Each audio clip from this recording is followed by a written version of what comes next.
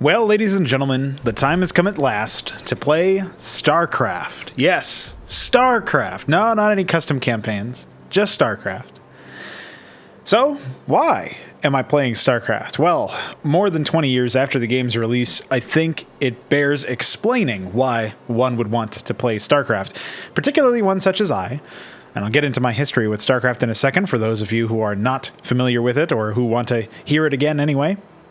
But my goals and expectations for the playthrough of StarCraft really come from the desire to create a better RTS experience than what StarCraft provides, both in melee gameplay and multiplayer gameplay, where StarCraft is unmatched hitherto this point, but also in RTS single-player content, in terms of the single-player campaign, and arcade, cooperative content, whatever else you'd fill that in there. Whatever StarCraft offers, I want to do better on my own accord when I move on to my own RTS. And as a result of that dream, of that goal, that long-term drive that I have, I was motivated recently to once again play through the StarCraft campaign, to talk about at length how I feel Blizzard succeeded and failed when it came to essentially their flagship RTS product, the one that offered them the most real creative success. And I'm stressing creative there because they've undoubtedly had more successful games from a financial standpoint, but StarCraft was the best game they would ever make, and mostly accidentally, as you will find out if you ever decide to try to mod the game or do anything that doesn't involve just oohing and ahhing at the end result of the product. So we, of course, are going to discuss quite a bit about the game. This is my style. If you have never watched a video or a video series before me when it comes to campaign playthroughs or single-player content playthroughs, I do like to take my time and smell the flowers, so to say. I like to review the content that I am experiencing, giving you guys a sort of first thoughts approach. With StarCraft, it's going to be a little different because I've played the game for a long, long time, so my main expectation for this entire playthrough is to provide you with the sort of experience that nobody else really can, that only I, as a person who has played this game since it came out when I was 4 years old, which of course ages me there. You can do some math if you like. Only I can provide the kind of experience that I am going to provide in this video playthrough. So if you're looking for insight, if you're looking for in-depth analysis, if you're looking for the kind of takedown of StarCraft, the kind of analysis and critical examination of StarCraft that really you're not going to find in many other places from people who are just casually playing the game at 50 APM because this is the first time they've played the campaign. Stuff like that, you're not going to find that kind of thing here. You are going to find that analysis here. And that's the kind of thing that I can provide because I've spent a long time practicing, not really explicitly for the purpose of playing StarCraft for an audience, but I've spent a long time practicing my sort of communication skills, my ability to think quickly and also to deliver the insights that I've had for a long time. And I've trained my mind in that particular respect. So hopefully we see that training pay off here. And I think we will. I'm quite confident, actually, that I'll be able to provide you guys with an experience that nobody else can. A totally unique experience to the Prologue YouTube channel. So stay tuned for that. Of course, I have supplied timestamps, so I should have said this at the beginning, but should you ever find yourself bored of me staring at a screen that seems to be unchanging, like this one, and you just want to get to the point where you see me moving some units around, because that's pretty much all we do in the first couple missions of the Terran campaign, feel free to skip ahead using the lovely little YouTube chapter feature that recently was added to the site, and of course, check that out. So otherwise, here we go. We're going to talk about the next sort of phase here. So I suppose first I should mention that, of course, my expectation beyond providing insight, and I don't just mean modder's insight like, oh, here's some trivia that you'll never use in your day-to-day life, but insight as to, what could have been done better, or what was good about a certain aspect, an idea, a certain execution of an idea, that sort of thing. Aside from delivering that, I will be doing a little bit of a different approach, taking a little bit different approach to what some other people who have played RTS content or just content in general tend to do. I'll actually be opening up some of the more significant levels in the editor and switching to an editor view such that you will be able to sort of explore the map from that point of view along with me, and I'll explain what I would have done differently as a level designer, what I think was done well or poorly, and essentially try to take down the level bit by bit, the whole entire 60-something odd mission campaign bit by bit, such that I will be able to provide you with a superior analytical experience. And those will also be segmented out in the channel, the what is it called? The chapters? Yeah, I already said it earlier, the YouTube chapters. So just skip those if you're not interested. But I think they'll be quite of interest to those people who are interested in the whole analytical slant to the commentary in the first place. So that is certainly one of the other things that will set this playthrough apart from other StarCraft custom campaign playthroughs, or just in general the main campaign playthrough. So otherwise, I should say that I have a large body of work with the game. This is essentially the beginning of me explaining my history with the game. I've played this game, like I said, since I was 4 years old. And that's when my father picked it up at some store or another, and it was on launch day, basically. As close as you can be to on launch day without actually being on launch day, he ended up picking up the game. And I spent the majority of my time playing single-player content, either melee against AI or, of course, the campaigns. I was never very good at the game, and hard to say that I'm good now, but certainly have the fire of self-motivation to actually improve, right? The fire of self-improvement. I've got that burning, so hopefully I'll be able to improve, even though the campaign doesn't really offer you much of an opportunity to improve as a player. Hopefully I'll still be able to showcase some improvement from the beginning of this campaign to the end of the final one. That being said, it is something that is still an ongoing process, and of course, StarCraft has been hugely foundational to my experience, not only as a consumer of video games, but also as a would-be developer of them myself. It's pretty much what inspired me to make RTS content to begin with, because I saw a lot of potential in the setting, as well as, of course, a huge amount of potential in the actual execution of the game state, of the balance. And of course, it's not perfect. StarCraft is just a glass ceiling. It's got a lot of design problems, a lot of units that are mostly useless, a lot of units that are not only just mostly useless, like the Scout, but essentially just hard counters or relegated into hard counter-like roles, such as the Devourer.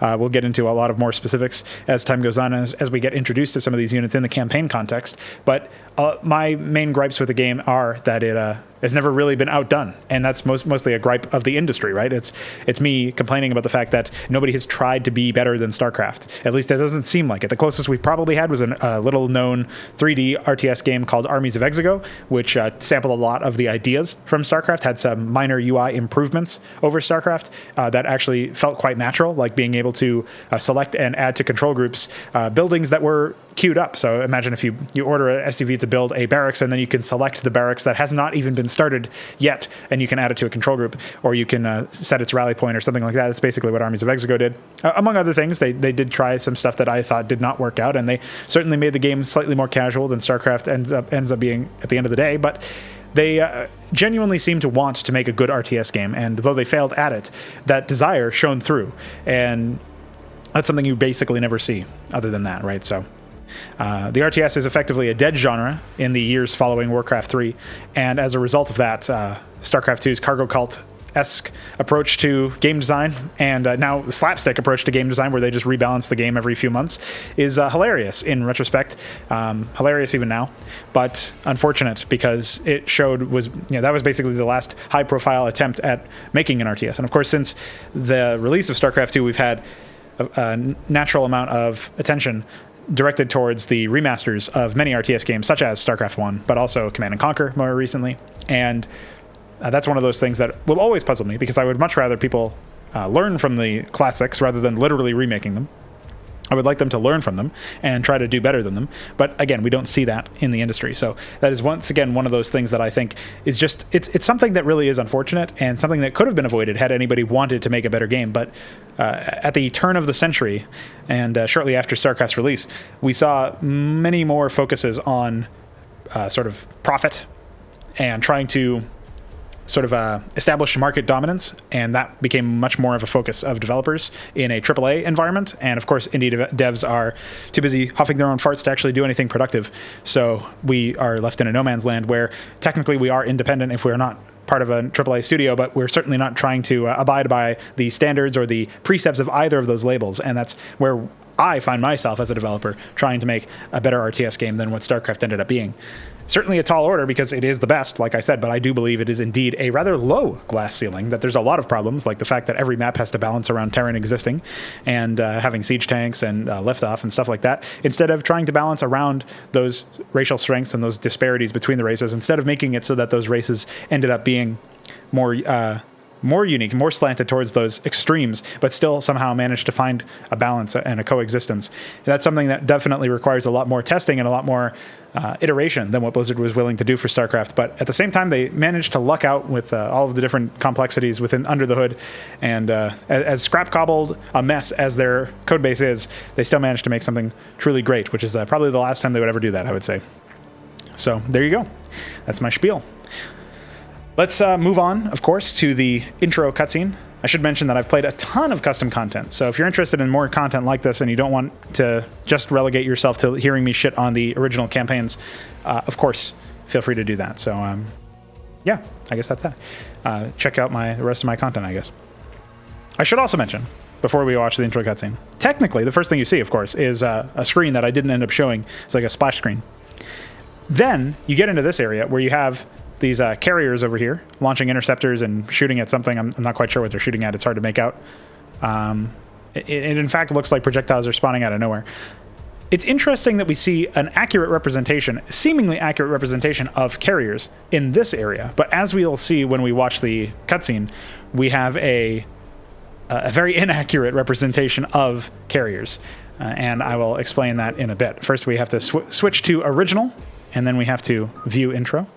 Because StarCraft is a very well-programmed game, guys. Remember that. Very well-programmed. I'm going to have to lower the volume of this one in post, I can already tell you. The Omen of Doom, a Blizzard logo. I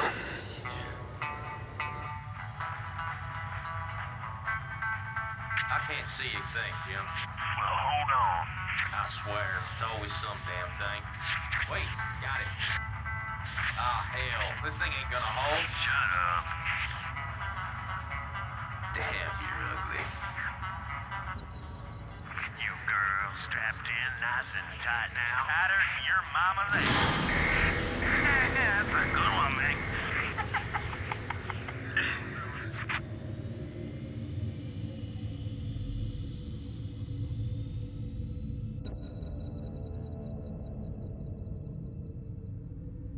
Locked in and cruising. What you got for me out there, Joey Ray? We got Terran for sure. I don't know about the rest. We got a big old buttload of floating debris out here. We hit pay dirt this time for sure.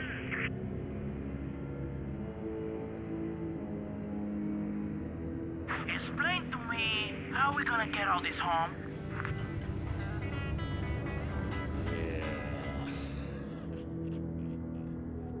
I'm detached and moving toward the derelict spacecraft. Damn it, Jim. Video's out again. Well, quit picking at it. I ain't picking at it, damn it. I'm out here with a hitch in my kitty up in here and there. Your Jack.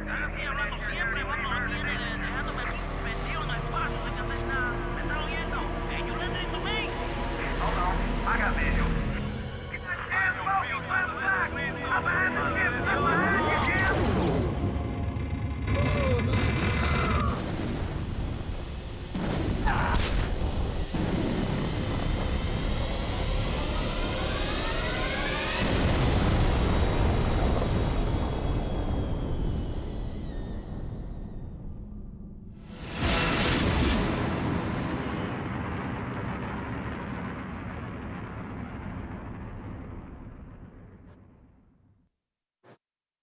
So there you go. That's the intro cutscene to StarCraft. A couple things to note right off the bat, and yes, we are indeed going to analyze the intro cutscene, because it wouldn't be a me video if we weren't analyzing the intro cutscene and spending 20 minutes before actually getting into gameplay. That intro cutscene, like I said, shows a carrier, or something that's similar to a carrier. The closest allegory that we have to that big alien ship is a carrier. That alone is a complete departure from the actual gameplay. Much like the human robots that were out there. Well, they're not really robots. Obviously, they were piloted, but those craft that were harvesting the resources, the debris. Whatever that craft is definitely not an SCV. It's not the same thing as the Terran worker. And as a result of that detachment, it's like you're seeing false advertising for the game almost, right? It's the cutscene that they packaged with the game. But because they made all the cutscenes before the campaigns had been finished, before the game stats had been finalized, which is famously why the final Protoss cutscene in the vanilla game has Mutalisk using its beta weapon. It's why there's like that weird rocket drone thing that shoots a Dragoon in one of the Terran cutscenes, I think it was, or actually it's probably one of the Protoss cutscenes. It's why there's like random interjections of Wraiths shooting a Confederate space platform after you're fighting Zerg in the Terran campaign. It's why there's also all those weird things, right? Really only the Brood War cutscenes had anything to do with the actual plot of the game, besides maybe the coronation. And like the final cutscenes of each campaign seem to have had some tie-in to the core understanding. The rest of it seemed to either have been at best repurposed, like the Dream cutscene in the Zerg campaign where Kerrigan has some ADR lines that calls out to Jim. And that's pretty much it. Otherwise, it's just like complete non sequiturs. And that's one of the reasons why, is because they actually did not plan out and storyboard these cutscenes to make sense with the end result of the game. They actually produced them well before the game would ship, which is also why they have a really old, like 1996 era logo embedded into that cutscene instead of the logo that's on the splash screen that you look at when you first start the game. So we're already super disconnected right out the gate from what we'll actually be experiencing, both in the marketing material, like the logo, something like down to that level, but also with every single unit that they just showed on screen. That ship that got blown up by the alien vessel, not in the game. That alien vessel itself, not in the game. The craft that small ship that's not in the game, sent off, also not in the game. The mechanic of harvesting resources from dead ships, not in the game. So it's not at all remotely linked to the actual experience that you get playing the game.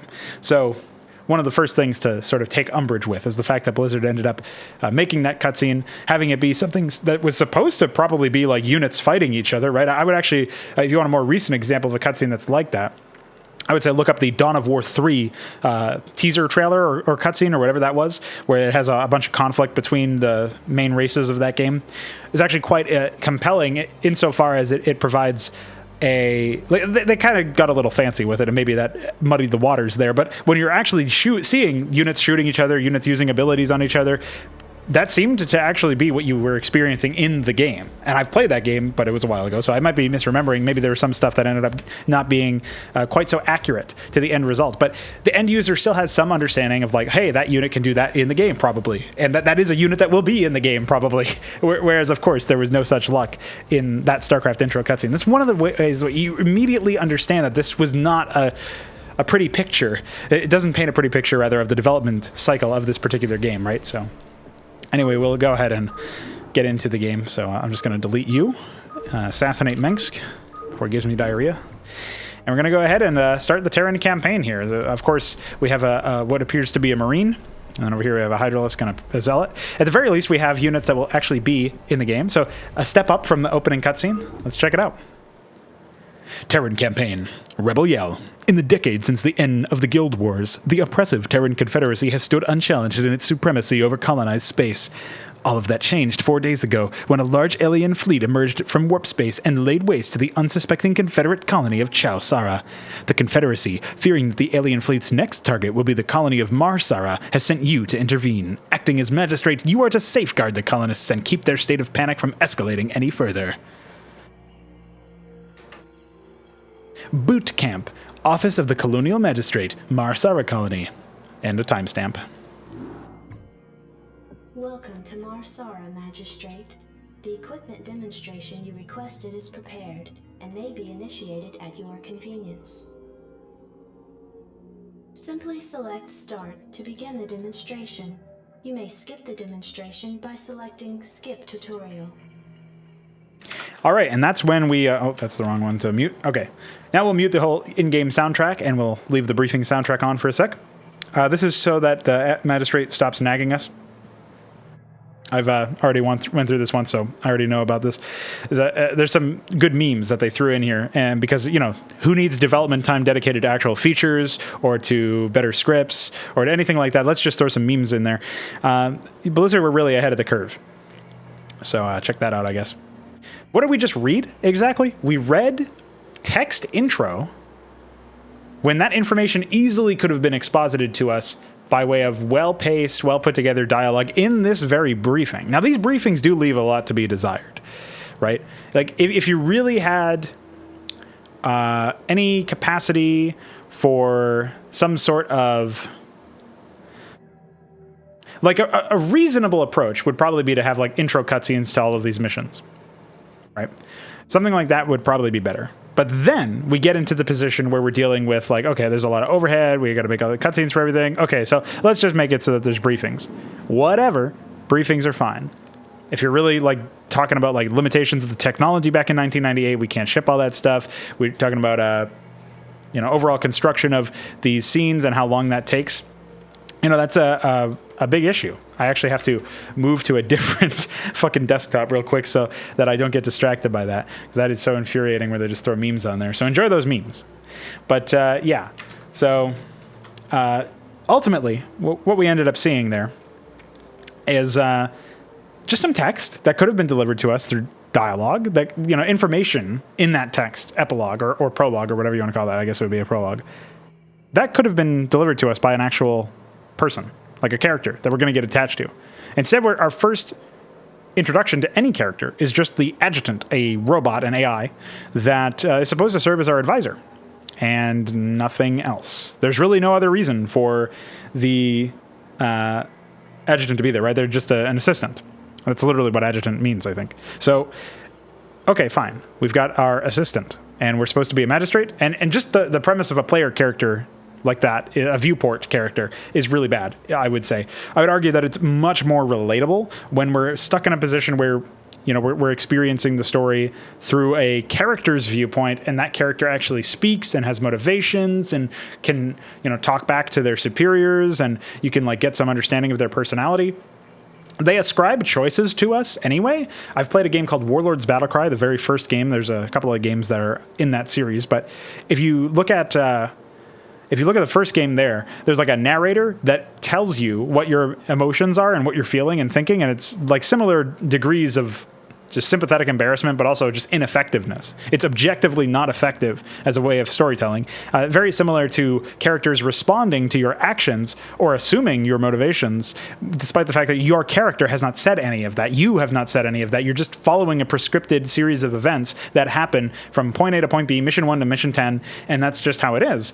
That would be fine if the character of the magistrate, in this case, was not a viewport and was actually a character, and you happened to be viewing them. They were the protagonist of the series. That's different than being a viewport, because a viewport literally does nothing but just is thrown into these situations, right? The voiceless protagonist, the nameless protagonist, there's some acronym term that means, like, has no voice, has no name, has no appearance. It's stuff like that. And it's very common in old school video games to have something like this. In essence, I actually think that part of the reason why Starcraft employed this device was because of Command and Conquer. Now, the first Command and Conquer game actually had you, like, I think it was the first one, had you installing these top secret military database files, and they try to make, like, the installer expanded lore and have that be like, we're setting up we're giving you some understanding of, like, here's what this game is all about, and you're an army commander, you're a real military commander, install this military software. Like, it was obviously meant to be, like, it wasn't taking itself that seriously, but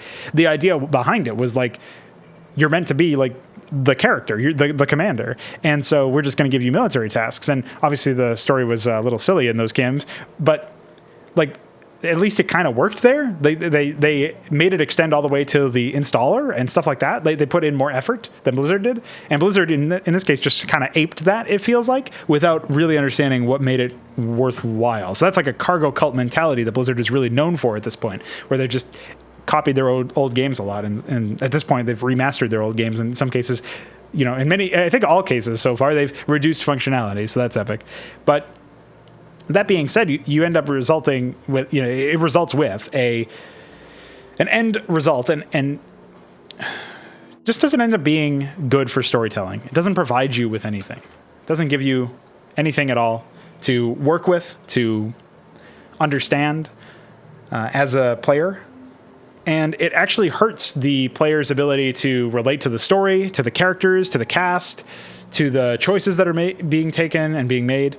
the actions that are being taken. The idea behind a character, a really good protagonist, should be a way for us to experience this new setting that we're experiencing. Like if you look at Luke from Star Wars is like an obvious example that comes right out the gate, is this character's kind of new to all this stuff. He knows of it somewhat, so he's not completely bumbling and having everything exposited to him. And there is some unhealthy amounts of exposition in that film, but it's not overbearing like it was with just reading a text epilogue or text prologue. I guess at the same time, Star Wars does start with that fucking text prologue, which really should not have existed at all. It was really silly. But okay, yeah, you've got that text prologue thing. If you're going to go with that, go with that. But like, again, StarCraft doesn't justify it. Star Wars didn't justify it either, but StarCraft itself does not justify it. And they have no tools to like make it so that everything else that you're learning about this world, like the Confederacy, who are they? What are they doing? Like, why are we even learning about the backstory of the Confederacy if we're like, as we find out later on in this campaign, we're just going to overthrow them anyway? And it's sort of a focus and also sort of not a focus at all of the campaign. Like there's a lot going on in the first campaign when it comes to the events of the plot, but we don't really experience it directly, and we can't really engage with it in any capacity because of the fact that we're dealing with all of this junk, all of the baggage of having a viewport character instead of a real character, and having to have other people exposit our ambition, our motivation, our actions, our reasonings. We basically just have to assume that our character is sensible because these characters also seem to either agree or oppose them, and we feel this way about those characters. So it's like by second-hand relation to how the other characters interpret your actions, that's what justifies the Magistrate's actions in this case, and this is true for all of the other campaigns as well. In some cases more so. I would actually say the Protoss campaign is much more damning in this regard because it has all of that weird drama shit with the Aldaris and Tassadar, and how Tassadar never sent flowers. So we'll get into that later on. Anyway, we got to build 3 supply depots. We got to build a refinery, and we got to gather 100 Vespene gas. I'm not skipping the tutorial because I have a lot to say about tutorials. Let's get into it. Yes, sir? The T-280 SCV is the cornerstone of our hostile environment construction and resource gathering operations. Roger that. In order to build a thriving colony, numerous SCVs are necessary. You can build additional SCVs at a command center. Order, Captain? So we have a combination immediately of these tips that appear on screen, and then also a significant amount of dialogue that is literally just there to exposit us our next move. In order to equip additional personnel, you must have enough supply depots to support them. So we have the advisor tell us about depots, To build additional supply depots. and then we have text that tells us what to do, right? They didn't bother highlighting the buttons like they do in StarCraft 2. They're not that much of a degenerate, but it's just weird to me that they do this. They do it this way. I'm going to introduce you to a better way to explain this whole situation. Permission to speak freely, sir. I'm not sure you know what you're doing. If you're going to send us into hostile territory and you want us to defend ourselves, then use the attack command. But if you want us to ignore enemy fire and go exactly to the spot you targeted, then use the move command. Now, which'll it be? That is a much better way to tutorialize to the player. You got a unit that says, hey, I'm going to give you some dialogue that kind of makes sense with what my unit identity is, right? I'm a Marine, I follow orders, but I'm also kind of pretty sure that you're too new to this to safely order me around. So here's how I'm going to respond to these orders. Metzen delivers that dialogue in a way that it's in character for the Marine, so it makes sense in universe, and it doesn't break the fourth wall by telling you that, like, you command us to attack if you want this, command us to move if you want that. That's way better than tooltips appearing on screen to reinforce what dialogue said, or to say, hey, you should use this command, like left click and right click and do this and do that, which is coming up. Oh, well, I guess first it's the supply depot transmission. They're out of order. SCV good to go, sir. Here we go. You can click with the right mouse button to issue auto commands. Right-clicking on the ground issues a move command. Right-clicking on an enemy issues an attack command. So again, we get like more shit like that, right? And while that's additional information, I think that's better relegated to a help menu that's written well, or something like that, like a codex of like just a textual thing. If you're gonna do that, SCV good to go, sir. it is difficult though. I'm not gonna lie and pretend that it's easy to solve, right? Because there's a lot of mechanics that I think Blizzard themselves didn't even know about when they made the game that wound up negatively impacting the player if they didn't know about them and their opponent did. But the other thing is that there's no AI here. In this tutorial, where we're meant to learn about the game, we're not up against an opponent. Now, I've been told that Age of Empires 2, at least the latest version of the game...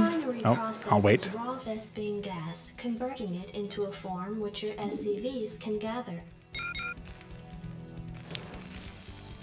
So, I've been told that Age of Empires 2 has tutorials that basically have you and an AI player. I don't think you're battling each other, but you are competing in a sense where the AI player is doing something, they're playing the game, and you're contrasted against them. Here's an AI that's playing the game optimally, or as optimally as they can.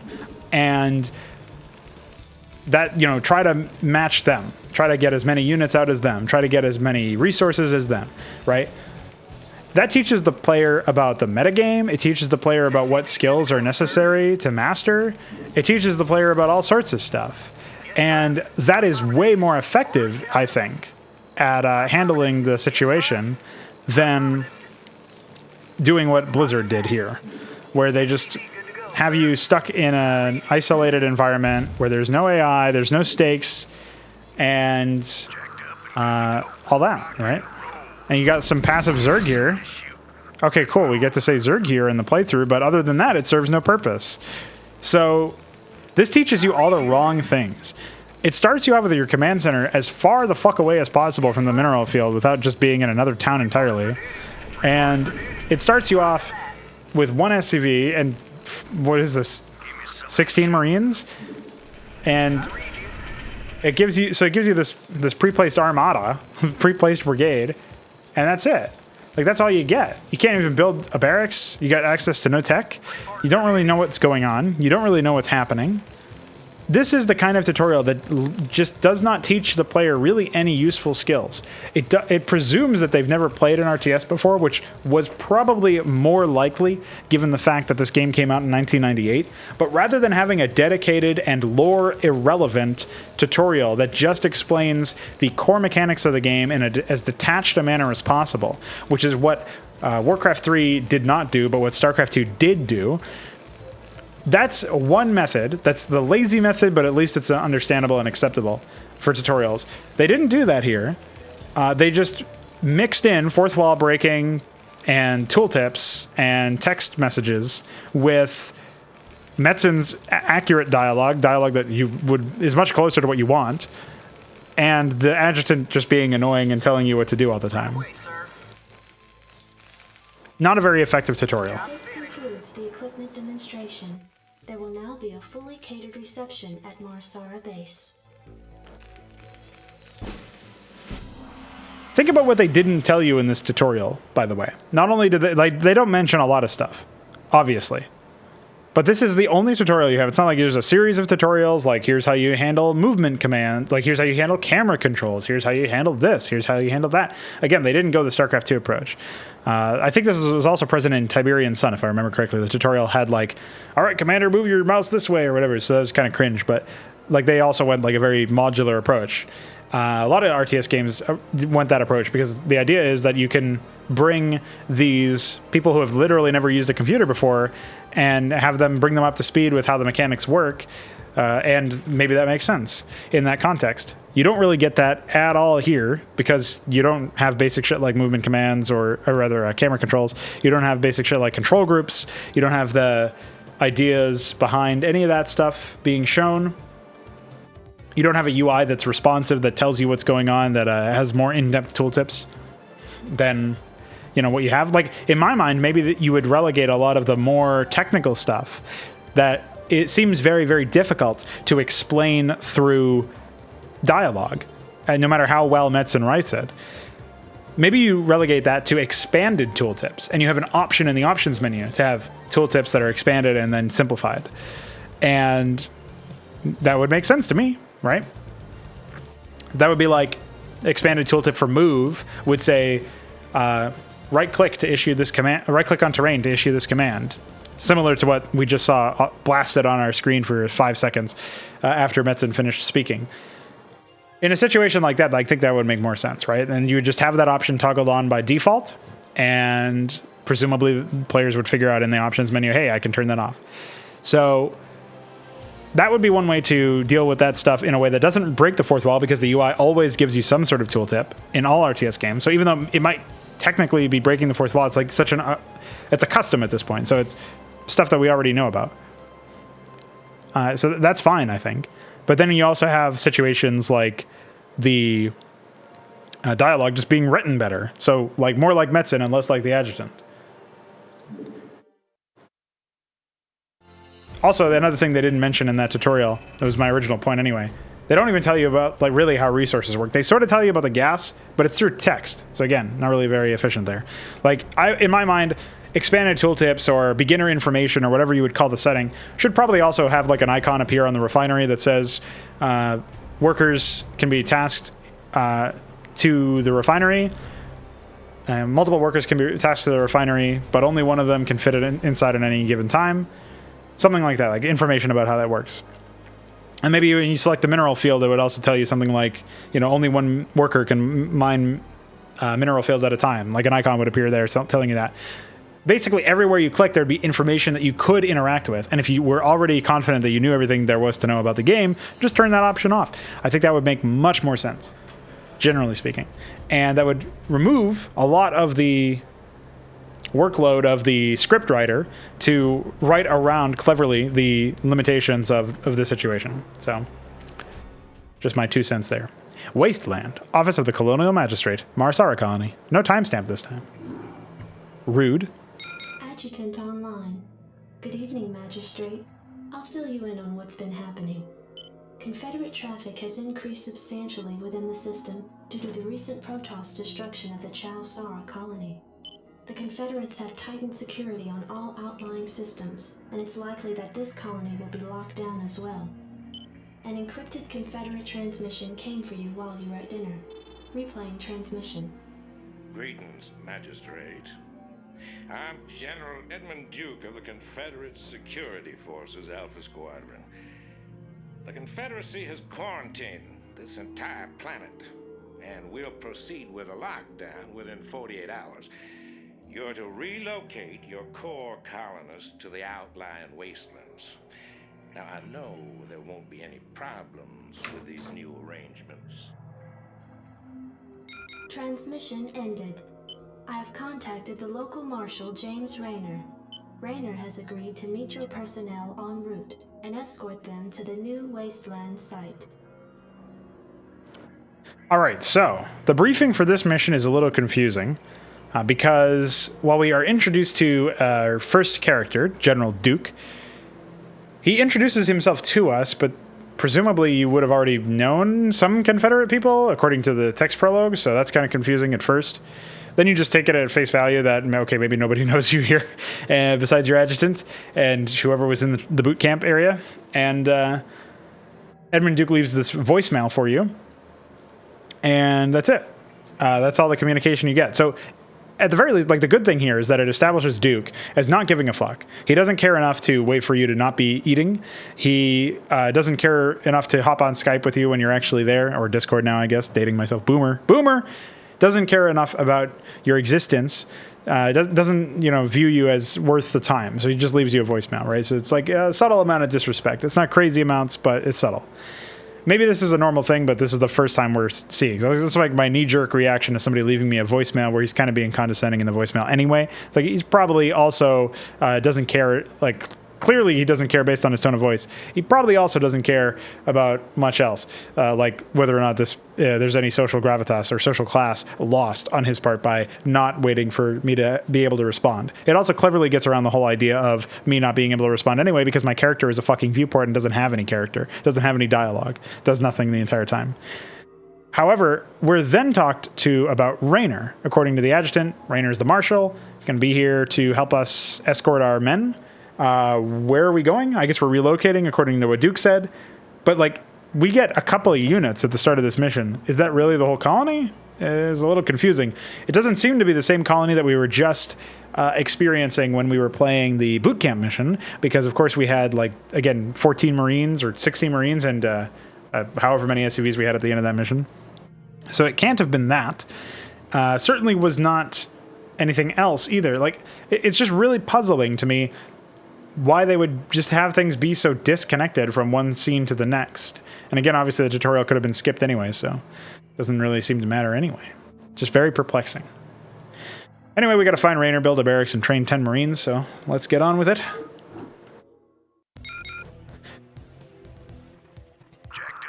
More tutorials. We played the tutorial. We don't need any more of those.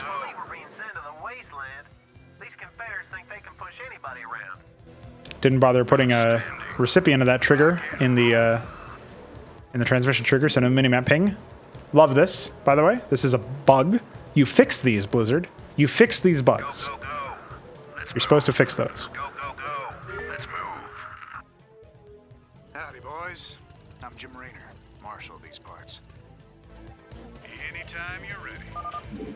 So if it wasn't possible for me to lose any more respect, I would have lost a lot of respect for the fact that they center viewed me on a unit that I deliberately walked into and then paused the game and then made me wait for him to finish his line before I could move around.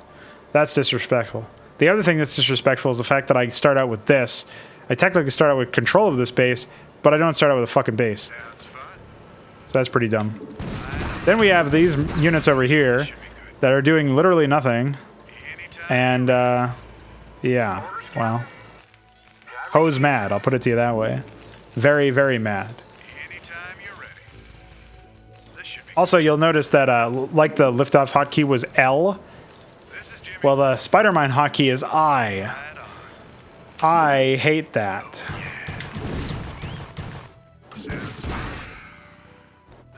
So that's my 2 cents there. So now we get to sit here and run around like a lunatic.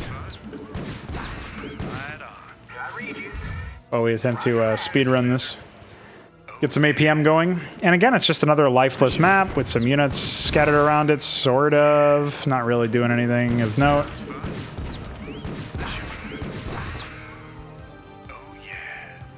Raynor notably does not have the Vulture speed upgrade. I'm convinced that's a bug.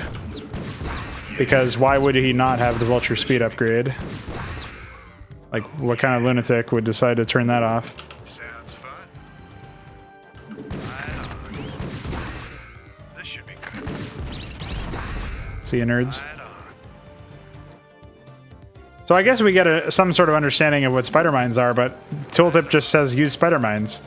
Again, what the fuck are we supposed to do with that information? Or, sorry, lack of information. I wonder if maybe... Can be trained at this facility. Yeah, thanks.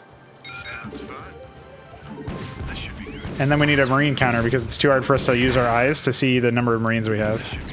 Only Blizzard would be able to make something like this. You know, only fans. How about only Blizzard? Sounds fun. Oh, yeah. Right on. No? Not interested? Oh, yeah. So yeah, there's nothing to do on this map.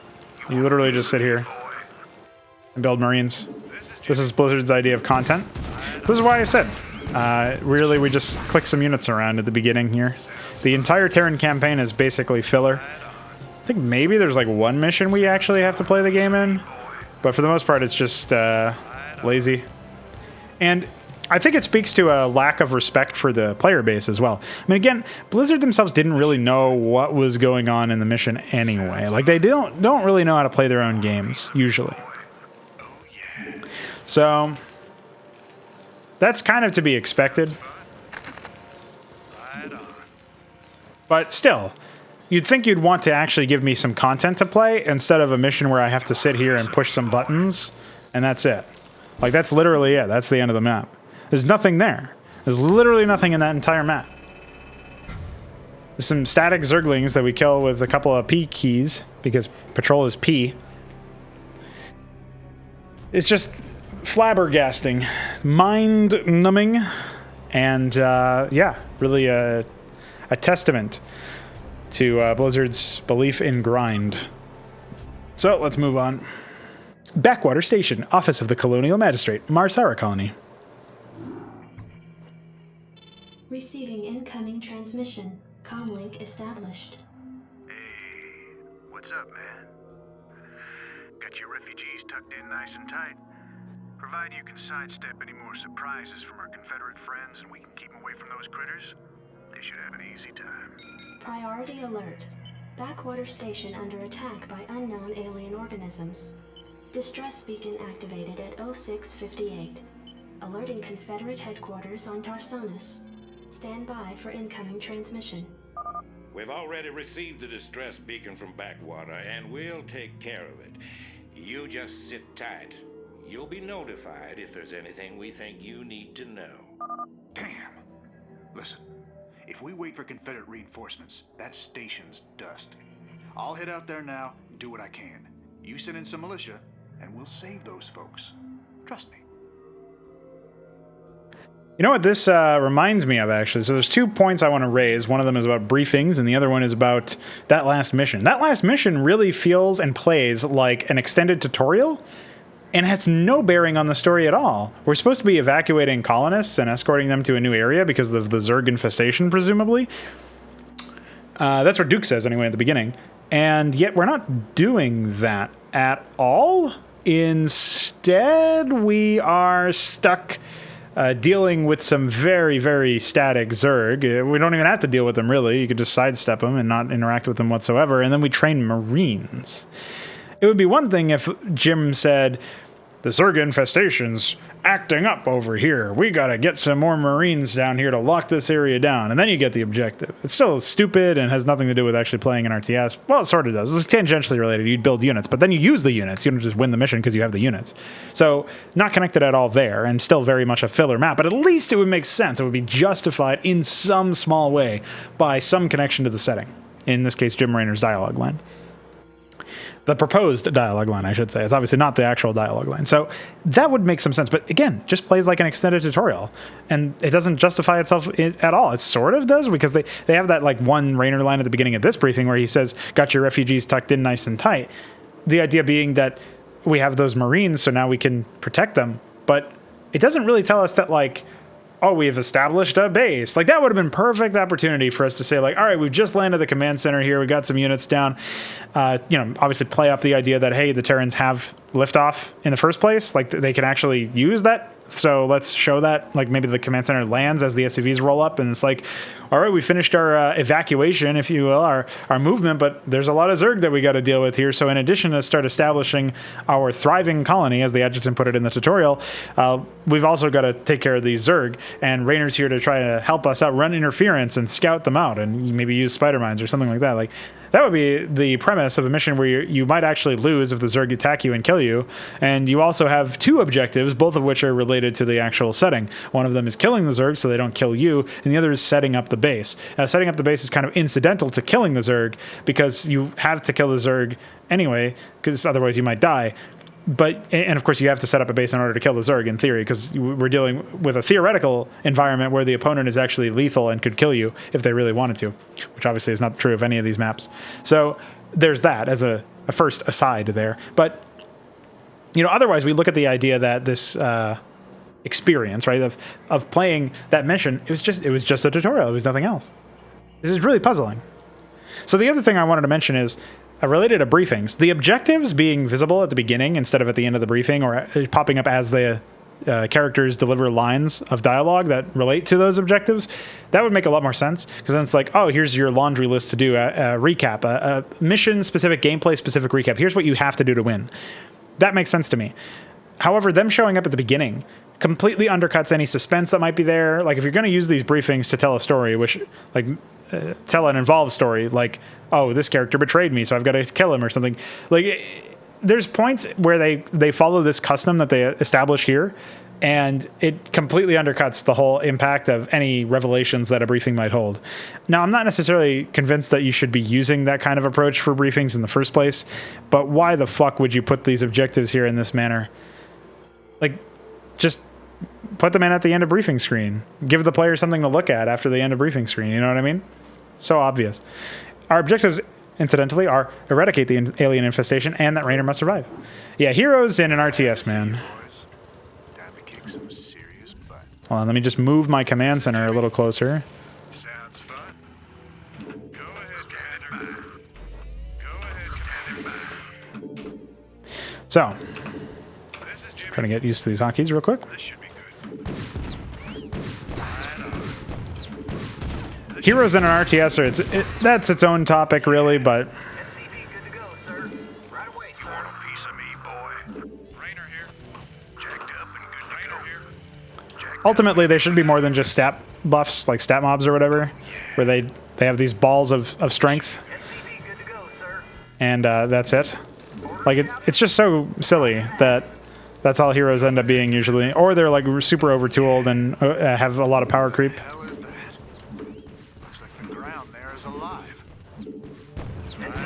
At least Warcraft 3, while the heroes completely morphed the gameplay and ended up being quite toxic to the end user experience, at least they had something to the effect of like, oh, they're built into the economy and you can lose them and then you can rebuild them for money and stuff like that. StarCraft 2 made them super casual by comparison. Can't believe I'm saying casual compared to Warcraft 3. That's pretty impressive, man. I've really lost the plot, but you know, they got stuff like that going on, and they also made it so that they like just revive in 60 seconds automatically, and there's not really much of an impact in losing them, and so on and so forth. It's just very, very silly, and something that I really wish like people had tried to do better. Again, like nobody's really bothered to try to do better than any of these other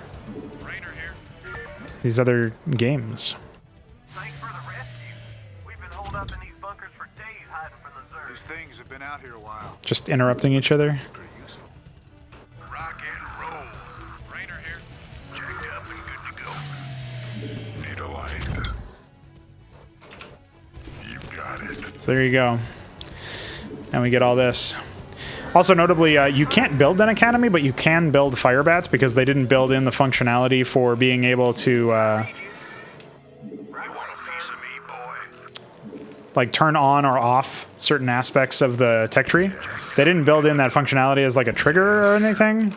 So you end up just stuck with a situation where you can see this unit on the command card that says requires academy, and then you try to wait, there is no academy. What's going on? I'm confused. Oh no, please help me. My brain is hurting because I'm trying to understand Blizzard logic. Not enough Like, missions. if you have played other Blizzard games, you might just be compelled to think that that's a bug that they never fixed. Then you scout over here and you get this random gimmick, gimme base. Not enough minerals. You're like, oh, okay, I guess that makes sense. The tech tree was also so woefully incomplete in the pre-vanilla or pre-Brood War days, the vanilla days. It's really just embarrassing, to be honest. You want a piece of me, boy? Jacked up and good to go. Also, the idea that SCVs are holed up in a bunker for days hiding from Zerg when SCVs can't attack from inside bunkers. So they just end up, what exactly? Like, what do they do? Standing by. Fire it up. Who knows? Anyway, we got Ahmed's destroyed.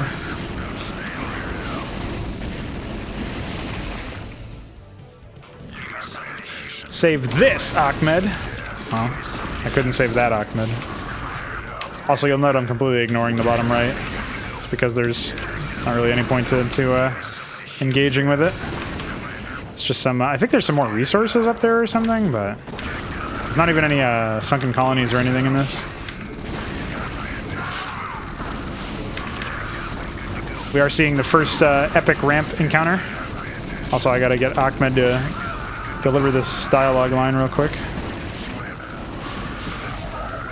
They do to that command center. Want to turn up the heat. Of course, Raynor was not in their area, so he didn't deliver his line. My mistake. And so yeah, another nothing mission. At least we got to kill En's house. See you later, dude. This should be good.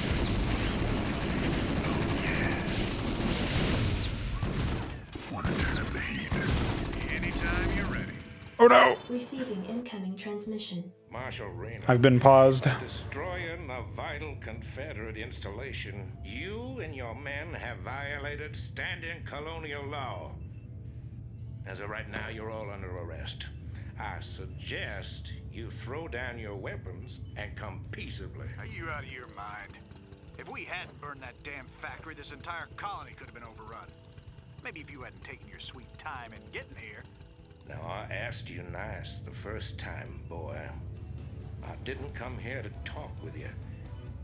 Now throw down them weapons. Guess you wouldn't be a Confederate if you weren't a complete pain in the ass.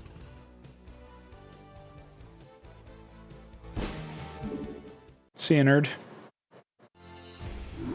I actually thought that there was a dropship that was going to come down and get him, but I think I'm misremembering because that's what I did in like the Hydra version of that mission, the 1.0 Hydra version of that mission. That's confusing. So yeah, I mean, that was another filler mission that sort of taught us a little bit about how Zerg buildings work, I guess, where they spread the creep and that they can infest command centers and that we can have bunkers, but then we just get like a bunkered transmission anyway from Metzen, which for all intents and purposes is just like the bootcamp Metzen transmission where it actually is like, oh, okay, that makes sense. The Vulture transmission at the beginning is also fine too, which we'll get into, but like, it's such a set of mixed signals here. It's like, did they even want me to play this game? Like, look at all of the fucking filler. It's just wasting my time before I can even start playing. Like, by the time we actually start harvesting resources and doing other stuff, it's like, all right, I guess I've got into a groove of building units and killing enemy units. Oh, the game's over. I mean, like, that was actually the first mission where I could really kill enemy units, where I could really build units. I built units in the previous mission, I just won the game, so... XD. Yes. Classic disconnected cutscene upcoming. Perimeter Patrol.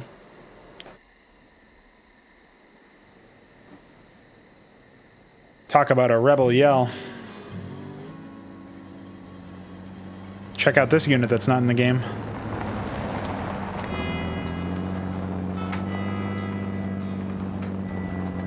Hey, Sarge. Why we always gotta listen to this shit for anyway? 'Cause I'm in charge, that's why. Nice lip syncing. Don't seem like no good kind of reason to me. Also, hey, what's that? Hold on a second. Steamroller! I do like how nonchalant that guy was. Hood ornament in a second. XD. Looks like you mashed some poor feller's dog, Sarge. It's a Zerglin, Lester. Smaller type of Zerg. But he can be out this far unless... Oh, shit.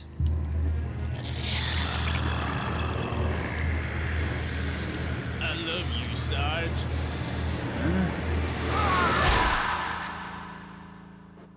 Also showing a Hydralisk attack in melee, presumably. I mean, they have those scythes, but they're just for show, man. They don't actually do anything. Those Zerglings in the back also kind of look like small lurkers or something. It's like they had the entire wrong head. Desperate alliance. Receiving incoming transmission. So yeah, Comlink established. I got your message, Magistrate. And frankly, I don't care what you have to say about Confederate regulations. You damn fringe world yokels are all alike. Don't know where your loyalties lie. Y'all have a real good day now, you hear? Transmission ended. The report you requested is ready. 16 outland stations have reported sightings of the alien invaders identified as Zerg. The Confederates have arrested all standing militia forces and continue to avoid action against the Zerg. 3 stations have fallen to the Zerg already. We've been unable to locate any source of military relief except the extremist faction known as the Sons of Korhal. Their liaison is holding online. Good day, Magistrate. My name is Arcturus Mengsk, and I represent the Sons of Korhal. You're familiar with the Confederate propaganda surrounding my group, but your reputation suggests you'll see past it. It's never been our practice to operate in any one place for long, but these Zerg don't look like they're going to wait. I'm going to make you an offer, Magistrate. I'd like to help you out by sending down a number of transports to your colony and evacuating any survivors. You know, of course, that my organization operates outside the bounds of Confederate law. That's why they spread their lies and misinformation. If you decide to accept our help, you'll be branded as an outlaw too.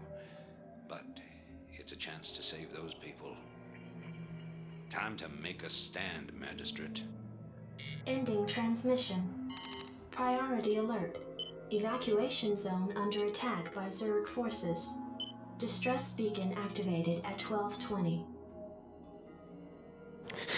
So yeah, a lot of random technobabble at the end there. Thanks. Very helpful, Adjutant. Very immersive. So here we get introduced to Mengsk. And he's a smooth talker, so sufficient, I suppose, for what we need him to be.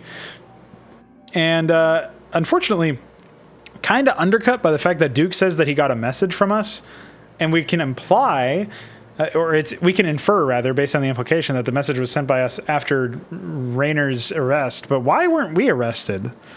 Like, at what point do we get absolved of any issue? You know what I mean? Like, we've not been shown any favor by the Confederates, so it's not like we like tarnished our otherwise sterling legacy by siding with this guy and taking this hostile action or whatever. And it's not really presented anyway. Like, we're just expected to ignore it. Like, it's like, I would look at that as like a blatant fucking plot hole. Like, Raynor and I helped each other.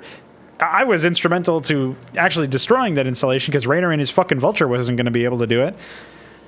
So, like, unless you can say that Raynor himself would have led that force, and so it was his fault, like, again, that's not factually what happened in the game. So that is just a blatant issue with the sensibility, the sense-making of this entire apparatus. So that's silly. And then, anyway, the fact that we sent a message, but we didn't send a message because our character is a viewport who takes no action, and when he does take an action, it's got to be exposited to us by other characters. I mean, that's just embarrassing. So, yeah, it's quite a disconnected mess so far. So we got to survive for 30 minutes. A very boring objective, something that we would really rather not do, and something that really feels kind of lame. Coming out of those filler missions, now we're expected to sit here and do nothing for 30 minutes. I mean, as you'll see, there's it's even worse than it seems. I'll put it to you that way. Hey, this thing's on fire! You ought to send an SCV out here to repair it. He can fix my bike up too while he's at it. Yes, sir? That's a perfect way to explain repair. Send an SCV down here. He can fix my bike up too. What a way to explain it. Buildings can be repaired, and mechanical units can be repaired. We can take cover in these bunkers if things get too dicey. That's a little bit more on the nose, but hey, you could have him say something like when the Zerg start showing up, it's like, hey, getting those bunkers, Zerger up here, or whatever, and then, oh, okay. Well, the Marine said it, so maybe he's talking to himself and his other men. Maybe it makes sense. It activates my thinking emoji. Oh wait, I wasn't gonna get gas. Oops. Also, check out my inaccessible mineral fields, which means I can't actually have any mineral efficiency. Yes. Yes, you dig, all right. You dig your own grave. I got a lot of units and some nice terrain. Yes, yes, that same issue that you just saw in the previous map. Oh boy. Oh baby.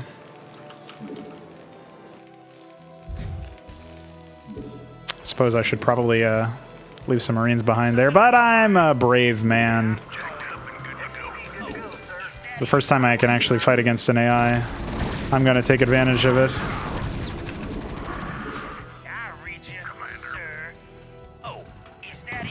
So we're just going to be hunting around for sunken colonies to bust.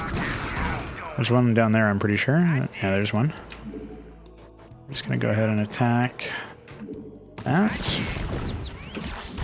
I just tried to press Q to patrol because I'm spending way too much time playing my own game instead of this. Well, not really way too much. I mean, it's not like this is making the best argument for itself here. What do you want? I read you. Roger that. Jacked up and good to go. See you, nerd. Your forces are under Something to attack. shoot. Rock and roll. Destroyed. SCV good to go, sir. Orders received. I read you. Oh, We'll just intercept any reinforcements. It's all right. Outstanding. I read you. SCV good to go, sir. Yes, sir? Base is under attack. Yes, sir? You want a piece of me, boy? Right away, sir. Orders received. I read you. All right. So we get a first look at AI. Pretty drab. Just got some pre-placed junk We also have random shared vision or starting vision of these random walkways. Like, I don't know what's that about. But, you know. Reporting for duty. Whatever. Commander, let's move. Again, we're also starting out with like a lot of stuff. Feels pretty lame.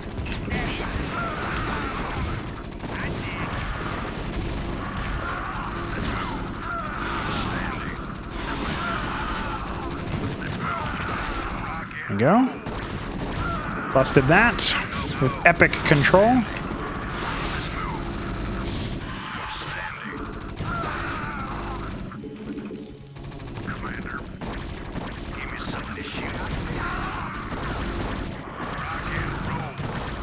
They're starting to use all of their pre-placed junk on us. And there we go. It's over now. It's alright, we can come back stronger, dude.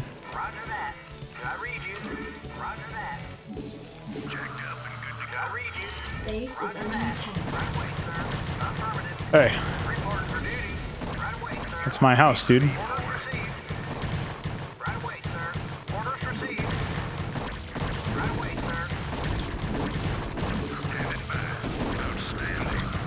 I tried. It's alright, dude. Who needs that? Do we even do that much damage to the Hydra? I guess not, huh? I also like how they just ignore, like, the actual units that are attacking them. Hey, fuck this guy, dude. Your forces are under attack. That's fine, though. I mean, it kind of underscores the whole idea that you're not really allowed to do anything in the early game in any of these maps, right? An unfortunate but true reality.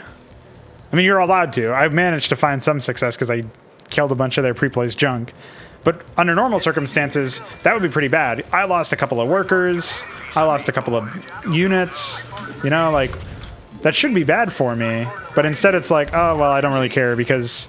Like, I wasn't able to do any economic damage to him, but it doesn't matter because he doesn't really do anything economically speaking anyway. Like, he's just got a bunch of pre-placed money, as we're going to see when we open the map up. So it really ends up being quite disconcerting, I'll say.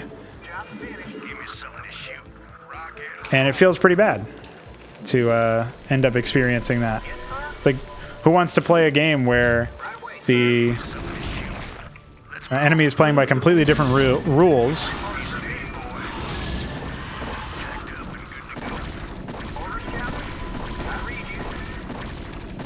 It's okay. We got this. Looks like they actually used some of their wounded units to fight. But yeah, like who wants to play a game against an opponent that's just got a bunch of money? At this point, it's like you feel... Generally, you feel alone on the map because you feel like there's really not much going on with the enemy. They're not using all of their tools against you. They're not really trying to win. Like, they don't really personify a goal or anything like that. Like, they're not even using the larva to build more units. They are clearly in a lot of trouble here. They should be like, oh, fuck. It's not looking good for me. But instead they're just like, oh, whatever. Yeah, I guess I'll haphazardly defend with some units. Guess I'll build drones in front of my opponent as he's killing all of my stuff.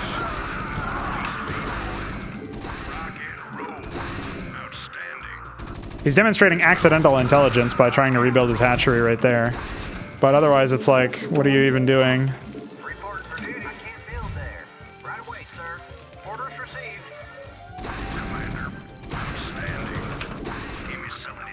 So now we've killed pretty much all of his stuff. I'm pretty sure he doesn't have any more production. He's just got a bunch of pre-placed shit. Like an astronomical amount of pre-placed shit. Which is hilarious, but not unforeseen.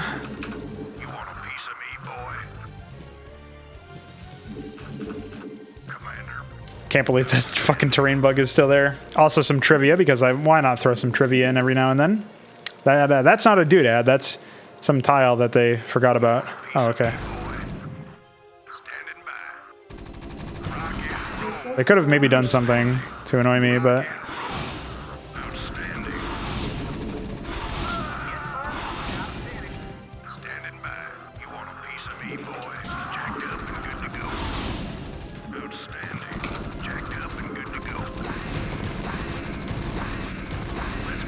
Of course, I haven't gone any deeper into their attack force yet because... or into their base, rather, because of the sunken colony. I'm waiting for more Marines. But, like, again, we're going to clear this map, or clear the threat from the map before we're halfway through our, you know, requested time. And it's not like I'm speedrunning. Obviously, I'm playing quite terribly. I blame a lack of caffeine, personally, but... could also just blame the fact that I'm terrible.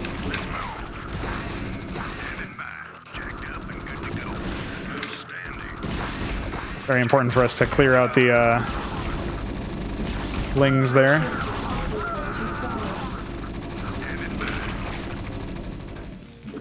Before we hit the sunken, they can deal a lot of easy early DPS or whatever, like quick DPS.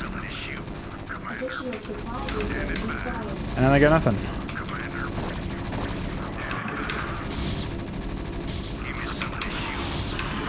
I mean, I don't even have marine range, let alone anything else. These guys are getting pranked left, right, and center. Guess I'll get stim.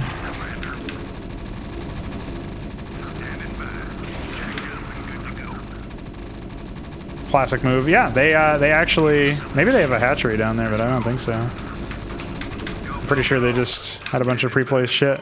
Your forces are under attack. You want a piece of me, boy? Jacked up and good to go. Give me some of this shit. And yeah, we've done it. Now all they have are a couple of structures. They'll never attack us. Maybe they have some more pre-placed units, so I'll go and try to find those, but... You want a piece of me, boy? like, here's their Hydra Den, for example. It's just off in the middle of nowhere. Also, a side note, I'm sure most people don't really give a shit about this, but this really triggers me. They just have like a random sunken, or random creep colony, I should say. In the middle of nowhere. It's like, how did it get here? There's no hatchery spreading creep. It's not like there's a mechanic from a unit that spreads creep or anything, so... I guess I'm just supposed to believe that the Zerg occasionally have the ability to do that sort of thing, and they can just do that. Like, alright, I guess. If you say so. And now we've got 15 minutes of game time where we can do nothing. Because there's nothing to do, right? They built this extractor here. Or I think they had this pre-placed or something, but... all for naught. That's okay. I'm just gonna build a command center over here and BM him.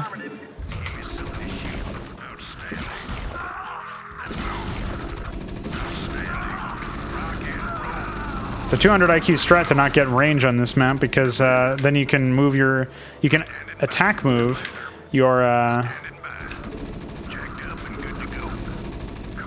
Marines slightly more efficiently against Sunkens because they go a little bit further.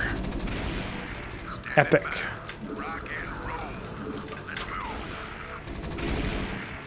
Just popping overlords like balloons at this point.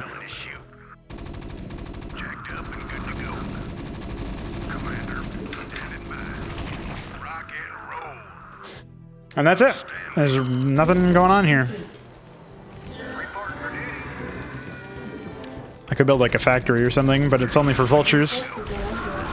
As a result, completely worthless.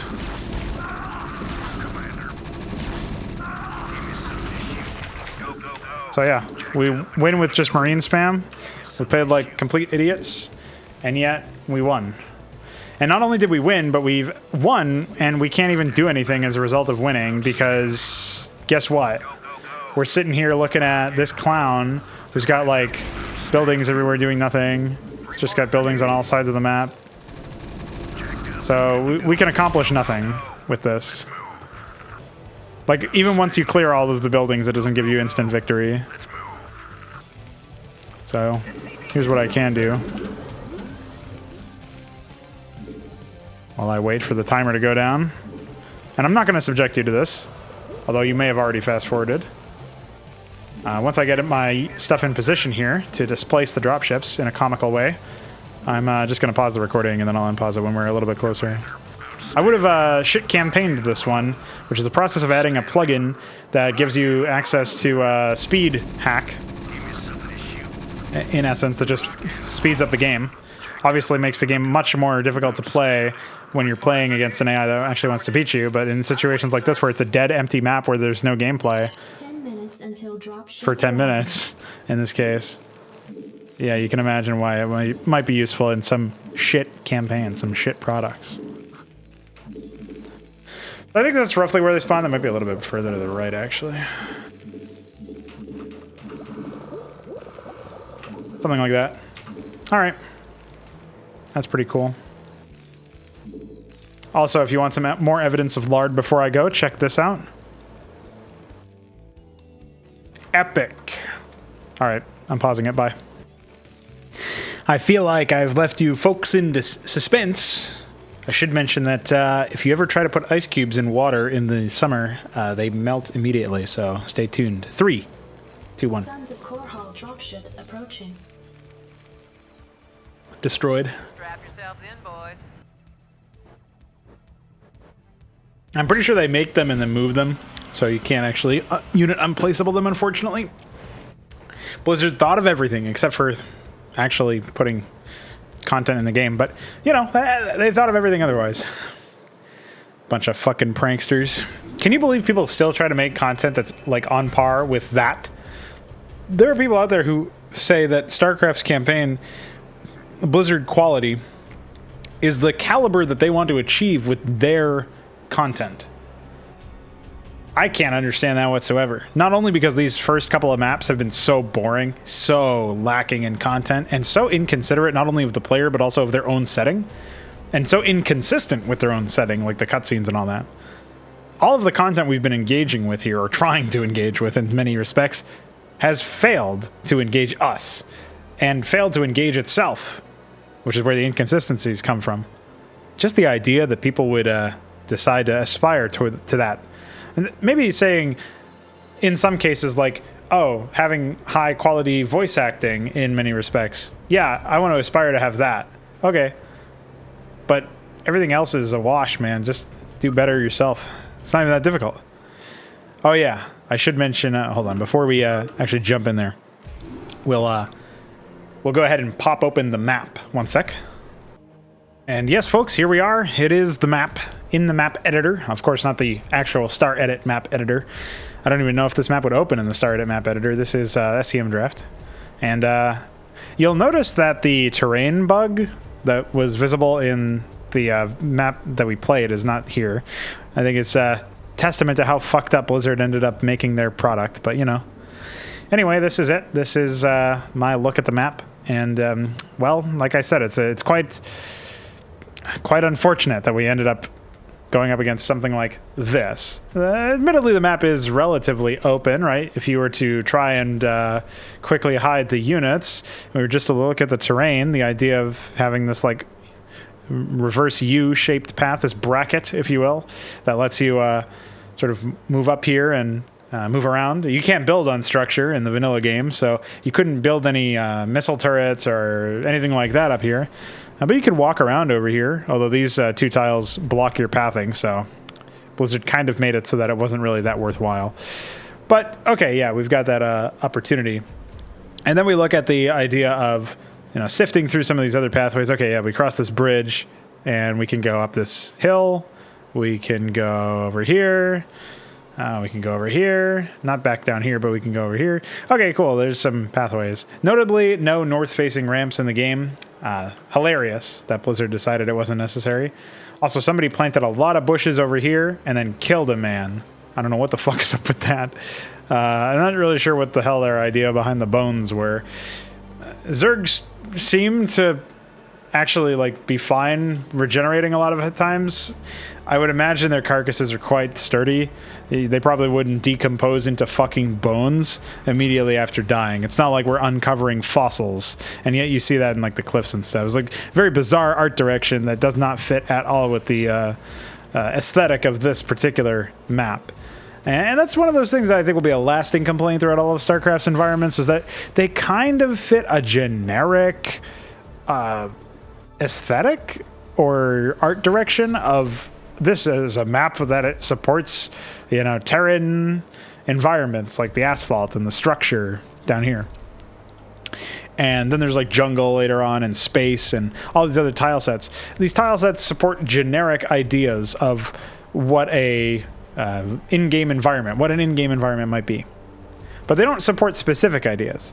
They don't really support a player or a map maker designing their own environments.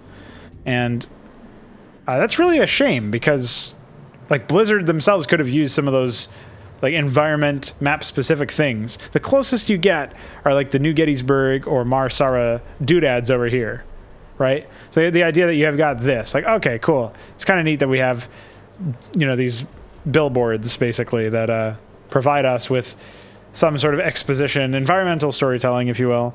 Yeah, I guess the bones are kind of like that too, because they're like, oh yeah, there was a battle here, even though it's like a really stupid way to do it, because why the fuck would Zerg decompose into bones so quickly? But aside from that, there's really not that much as far as an opportunity for environmental storytelling goes. There's a little bit more in the Brood War tile sets, but it's still not enough, and it's still like way too specific to certain tiles to be that useful.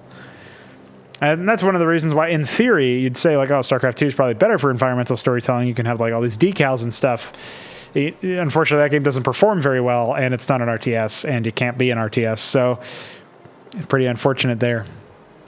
So you're really back to square one there, and that's why I've spent so much time trying to work on map-specific and planetary tile set-specific things that help to make maps within the same tile set feel very distinct from one another.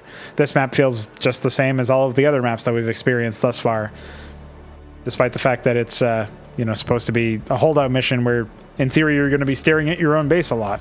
Well, give us something nice to stare at then, while we're trying to protect against, the aggressive AI that you didn't make.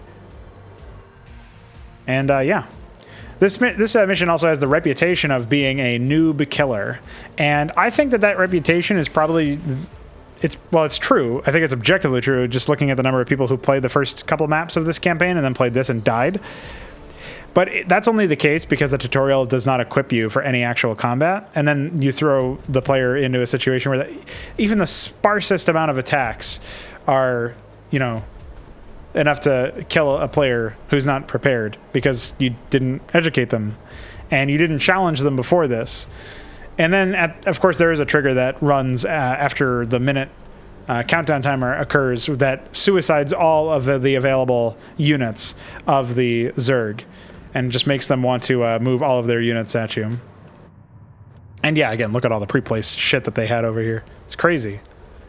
So my takeaway from this map is that while the layout is not really that offensive, a big issue is that there's no expansions. And of course, a big issue is the fact that the Zerg has a huge amount of pre-placed stuff. You also have a huge amount of pre-placed stuff. It actually takes a second to get your bearings here. Figure out how many units you have, how many supply worth of units you have. You have to move your command center. Just a cardinal sin all over the place. Cardinal sin in the inaccessible mineral fields you have. Your opponent doesn't appear to have any, but he does have some really far away ones.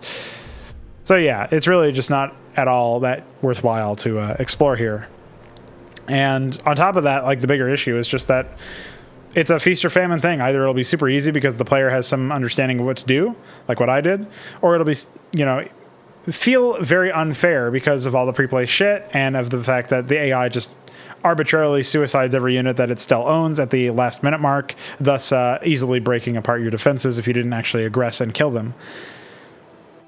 It's not very fun, and it's also not very challenging in a fair sense. It's challenging you to adapt to a map-specific gimmick. There's really never a situation where the AI behaves quite this way again. Maybe one or two situations where they use the same script that makes them suicide all their units. I think maybe one or two other situations in the entire campaign. But it's not teaching you a learned skill. It's not an AI tactic that is often employed. It's not something that you can learn from. And so since we can't parlay our experience into better gameplay in the future, better understanding of what we have to do to play better in the future, it's a waste of a map. It doesn't offer us anything as a player. It certainly doesn't offer us content, as we saw, but it also doesn't teach us anything about the map, about the rest of the experience. That's where I'll leave it for now with this particular map review. Well, back to the actual action. All right, let's do this. The Jacobs Installation, Office of the Former Colonial Magistrate, Marsara Colony, 3 hours later. Your tenure as Colonial Magistrate is suspended, pending an official investigation of your affiliation with the Sons of Korhal. Receiving incoming transmission. Hey man, Arcturus's boys sprung me from the prison ship. Apparently they're as frustrated with the Confederates as we are. I know their reputation, but they seem to be on the level. I think Arcturus wanted to speak with you. Commander, Mar Sara is almost completely overrun by the Zerg. The Confederates are abandoning the planet, and so are we. However, there is one thing I'd like to do before we leave. I want you to raid this colony's Confederate outpost and retrieve whatever design or weapons schematics that you can find in their networks. With the chaos of the Confederates' evacuation, you shouldn't have any trouble getting in or out of their installation. I'm into it. I love the delayed portrait animations. Sometimes they're just perfect, where Raynor just has a seizure in his animation, but also speaks without moving his mouth. Just like absolute insanity. This briefing makes this mission sound like it'll be much more exciting than it is. In reality, I'm just going to steamroll it in a minute, but that's because we have Raynor, who's fully upgraded, and a ridiculous unit in this map. And it's an installation mission. It's the first micro mission of the campaign. Well, not really, because the first 3 maps that we played were micro, but it's the first strictly micro mission where you have no opportunity to actually build a base, right? No opportunity to mine minerals, no opportunity to engage with the real aspects of the game.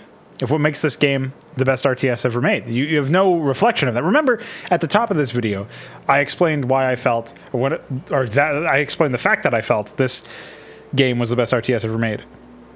Well, it's not convincing me right now. In fact, the only thing that would convince me is later playing Melee and seeing the rich pro scene that was established by Korea, mostly. Anyway, we got to retrieve data disks from the Confederate network. Raynor must survive. You know, I really wonder about the Confederate outpost. What if we caught a glimpse of the Confederate outpost in the previous map, or maybe in a cutscene that established this map or something like that? Where it's like, hey, here's this Confederate outpost. So maybe it was set up beforehand. So it's like, oh, I think this actually ends up being quite pivotal to the story because it explains the psi-emitter thing. But it's just so bizarre that we end up experiencing this, and it's like a latchkey discovery in the entire campaign, but it's just some facility that we've never heard of, right? A nondescript facility. If you were writing a story that you're trying to make use of like setup and payoff, you would try to set up this location because it would end up being quite important. If this were a movie, the infiltration and discovery of the stuff that's within this facility would be like a very important scene in maybe the first act that like springs to life the rest of the drama and the tension and like builds on the tension that's already there between the warring factions, but also influences and informs the audience's understanding of the conflicts that are to come and sort of cements the nefarious nature of the Confederacy as well, although we're already pretty much aligned against them anyway. But like, this would be a very important moment and one that you would want to make right. And Blizzard has said it in interviews in the past. For example, with Game Informer in, I think it was like a 2002 interview or something when they were talking about Starcraft Ghost. Might have been earlier, might have been like 2001. But they talked about the fact that they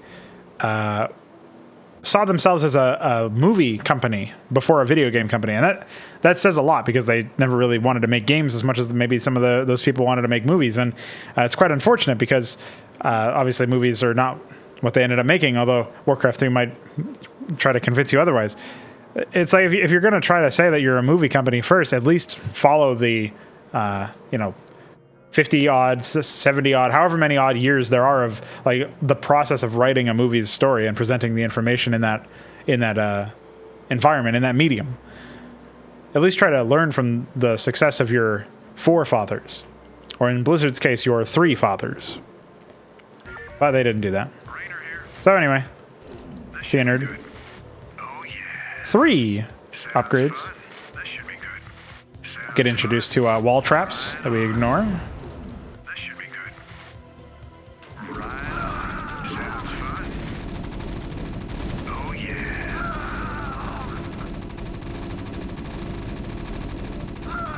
That was like 10 attacks that missed. It's a good thing Raynor takes like 2 damage. Oh, he's got 3 plus 3. Glad that that's a tooltip. That should be the thumbnail for this video. It won't be, but maybe I'll work it in. That's... Really?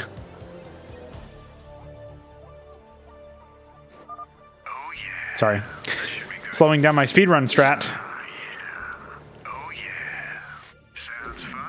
I don't care about what's in there. So there's like some discovery you can make about Zerg being in here, but it's inconsequential. It's obviously optional, so.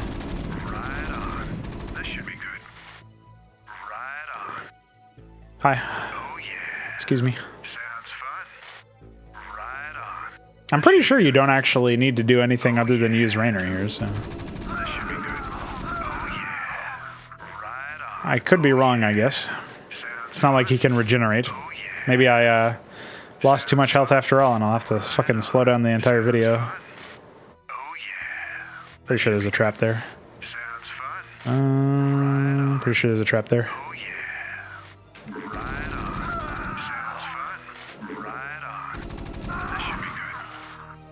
Teleportation field activated. Yes, Blizzard was so lazy that they needed teleporters. Unauthorized entry detected. This should be good. Sounds fun. Oh yeah. Right on. This should be good. It's them. Blast them. Right on. This should be good. Sounds fun. Pretty sure we're about there. Oh yeah. We don't even have to evacuate, unlike the Hydra version. Dude, the Hydra version was pretty cancerous. I'm not gonna lie. The idea that you had to like leave, and there's just so many gotchas.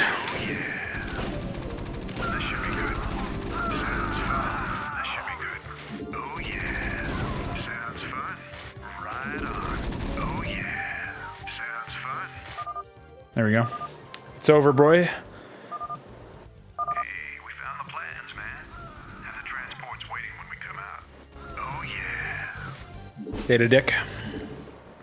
So yeah, really consequential mission. Very important that you play that one. Got to get the lore. Got to get the story. Got to know what's going on.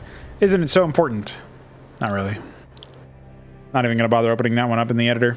In the wake of the chaos resulting from the Zerg invasion, the Sons of Korhal escaped with the stolen data discs. Fleeing to the border colony of Antigua Prime, Arcturus' group now plans its next crucial moves against the Confederacy. 3 + 10 hours after the evacuation of Marsara, Protoss warships took up orbit over the colony and unleashed a massive planetary bombardment.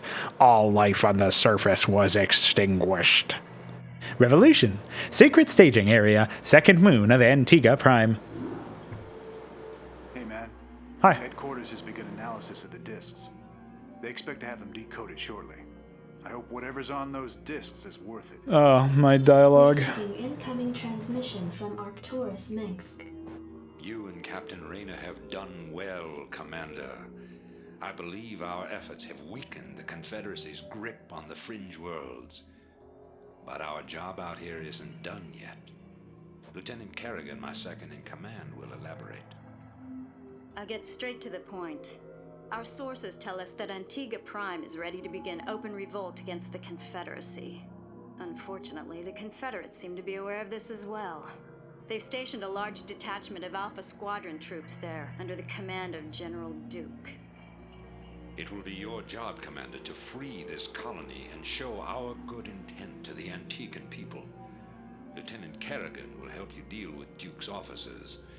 The rest of the Confederates are yours to deal with. So again, this briefing paints a very hazy picture of what we're about to experience. Suffice it to say, there's an infiltration / micro opener, and it kind of introduces you to the concept of detection and cloaking and all that stuff. Gives you an introduction into Kerrigan and ghosts, minus the nuke thing. And like, it would have been much more sensible to say you got to infiltrate this colony, pick off the people who are guarding it, and then, you know, complete the revolution or something like that. I don't know. That would have made a bit more sense. Instead, it's kind of hazy, and it almost makes me feel like a lot of the dialogue here is like purposefully vague so that the mission designers could have been as lazy as possible, perhaps. Bring Kerrigan to the Antiguan Command Center. Defend the Antiguan rebels. Raynor and Kerrigan must survive. Whoa! Raynor here. Also, hey man, This should be good. if you know what I mean. Dude, look at all these pebbles. Who the fuck puts all these rocks in the ground? What's wrong with you, Blizzard? Lieutenant Kerrigan reporting. I finished scouting out the area and... You pig!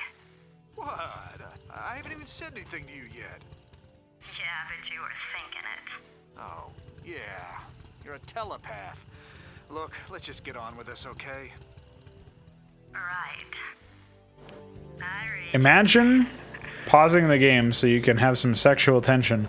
Also, the idea that she's reconned the area and saw all this, but there's a detector here, and there are 3 detectors here, and she's got full HP. Like, again, the mission setup does not seem to make any sense. Oh, okay, destroyed. They can sense me even when I'm cloaked. We should take these out. Women don't tell me what to do. It'd be a pleasure. Thinking the same thing. It'd be a pleasure. We also are introduced to air units, although we already saw mutas, so it doesn't really count. I gotcha. Just a random wraith spinning, doing nothing. It'd be a pleasure. Standing by.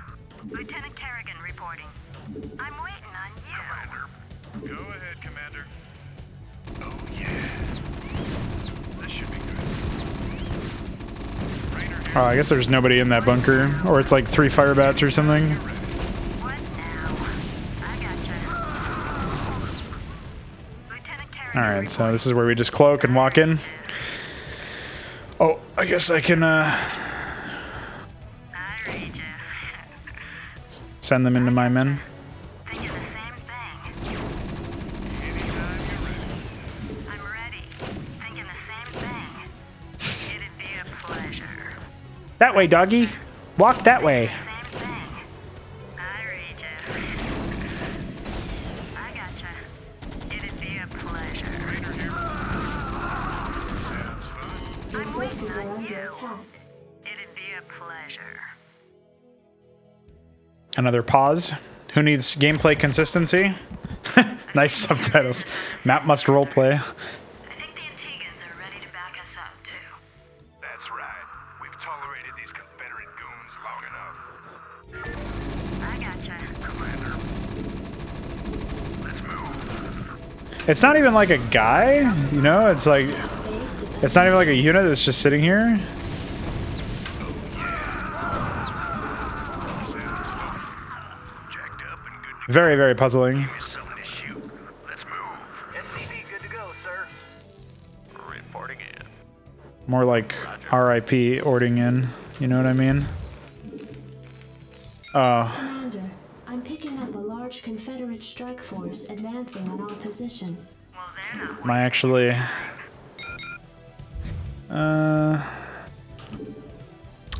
I'm very far from the geyser, but I guess it doesn't matter. Again, it's like the mission just hands you like a less than epic starting location and expects you to just make the fucking most of it, I guess. Transmit cord. SCP good to go, sir. Anyway, the enemy's on an island. Most people I know are not fans of island missions. I don't particularly care. Attack formation. I think that Attack formation. the issue most people seem to have, generally speaking, is one of the fact that they lack the same multitasking capabilities of an AI, which is a fair issue to bring up. because AI are always going to be godlike as far as micro, and they never get tired, and you know, so on and so forth. We're still stuck on only Marines, so effectively anyway. So we'll just be spamming Marines. I should probably unload these guys and move them over here. Only time that they really bother attacking in this mission, only place I should say, is like here and then out in front over here. Can I take your order? Oh, anyway. Gonna go ahead and lure them in here yet again.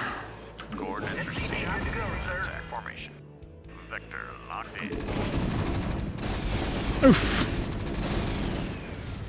I'm listening. We have a sort of limited window with which to exploit this gap in their defenses. Yourselves in, boys. Buckle up. In the 5. Yes, sir. Your forces are under attack. Yeah, we didn't get marine range, so this is kind of dicey.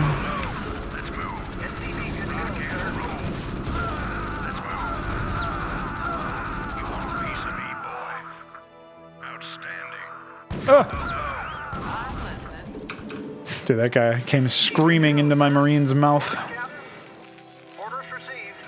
If you know what I mean. I don't have an academy. Academies are 150 because unit costs are frozen and you use map settings maps, so even though it should cost 200 because of a balance change, it does not. It's actually better than most situations with Blizzard work. Pretty funny, if you ask me. Excuse me, sir. Oh, nice vultures. All right, I guess I'll wait for more men. Send that dropship down there.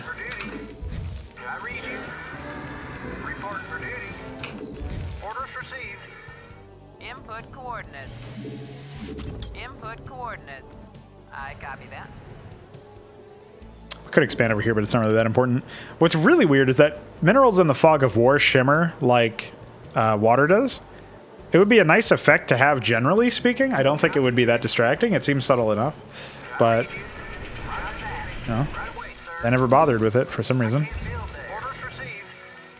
Wouldn't have even been that big of a deal to actually implement either. Oh yeah, get in there. So I'll get Rainer up here after I drop a mine.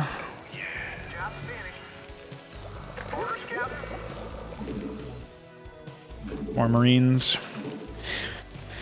As we get a slightly more lively mineral economy here, we will be able to build another barracks, but like I said earlier, mineral efficiency is pretty low. I spoke about this in a recent Hydra AI castover, but I think it's fine to have situations where the minerals are not in supremely optimal positions. It's just, it really irks me when you have a lot of situations like this where it seems like they were placed to be deliberately as far away as possible. It's like they wanted it to be useless. That's how it feels as a player. It's like they wanted it to be less useful than it could have been. And like so much less useful, as almost if saying like, haha, you're playing this map, idiot. Haha, moron. And whenever you feel disrespected as a player, it's never a good time. Obviously, that's a more subjective thing. Not everybody feels disrespected by the same products. Otherwise, this shit like World of Warcraft would never have taken off. But, you know, one thing at a time. All right. So since we've cleared that out, it doesn't seem like they've been too keen on replacing their wraiths, but I don't really know for sure. So go ahead and send another man on gas. I might be needing another wraith. Ha! The Ahmed squad. Dude, check him out. And base is under Ahmed. One nation under Ahmed. I got all these Marines sitting here doing nothing over here. You replace those with like a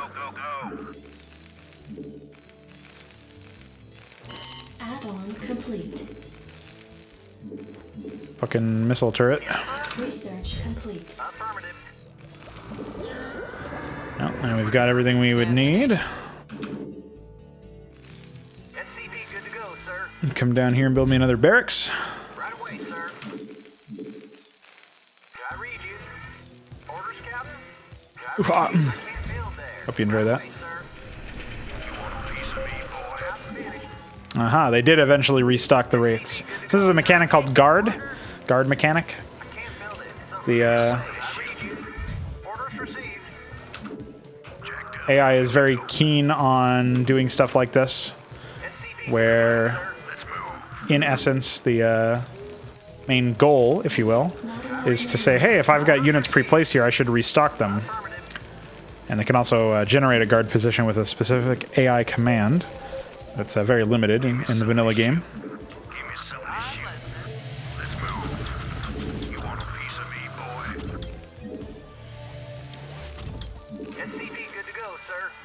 Probably just slap another depot down pretty shortly. I like how I'm building wraiths explicitly for bait. Upgrade complete. Not enough minerals. And so yeah, we're pretty good. Don't see many issues here. I'm gonna go ahead and start another barracks because I want to be able to replenish my stocks of men as soon as possible. And with the third dropship accompanying our forces, we shouldn't be lacking. Your forces are under attack. Attack formation. Coordinates received. Attack formation. Vector locked in. Coordinates received. Attack formation. Destination? Standing by. All right, bait away. Locked in. I'm listening. Yes, you're right. Oops. I baited a little too hard. Strap yourself in, boy. In we go! Hang on. If I can find the key.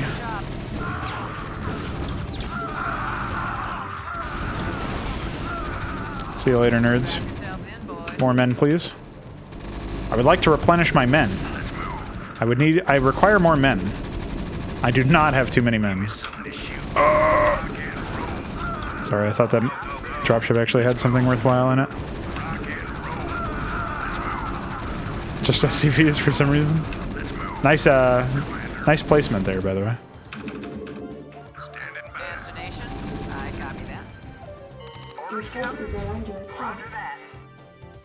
You want a piece of me, boy? Standing by. Destination? In the pipe. Standing by. I'm listening. Hang on. Where is Dude, how do they keep fucking their ramps up, man? Or their bridges, rather. It's really confusing. Ugh. Jacked up and good to go. Commander. Scanner sweep to reveal spider mines. Your forces are under attack. Let's move. All my wounded marines dying in one hit. Another classic. Well, it doesn't look like they've built too many mines. Your forces are I have distinct memories of this map have just their base being filled with spider mines. Not sure where I got that association from, but it's alright. I don't remember if we need to actually kill those units, but I guess I'll go attack move them now, those missile turrets. Your forces are under attack. Destination? Destination? Go, go, go. Yeah. Jacked up and good to go. Give me something to shoot. Rock and roll.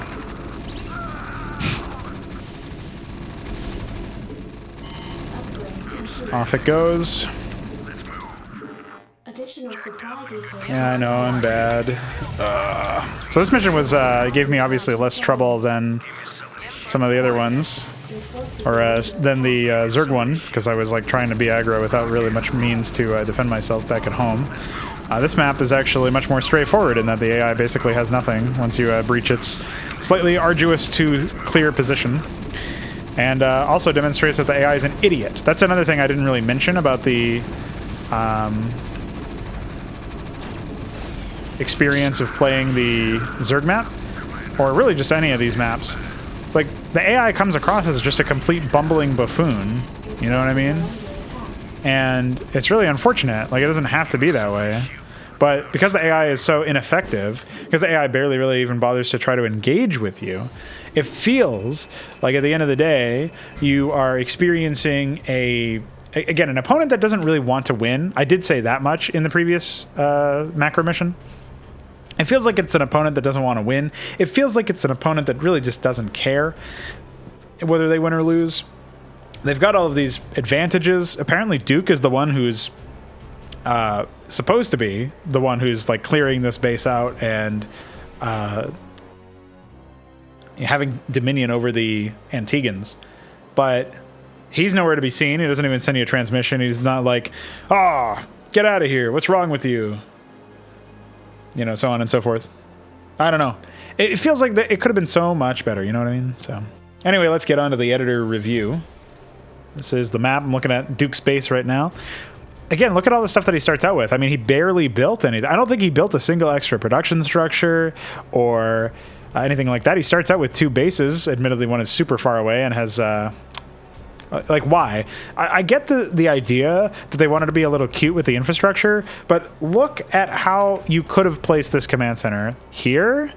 I mean, you can't because the Goliath's in the way, but you could have placed it at any of these locations, right? Any of those locations would have been better than what you did.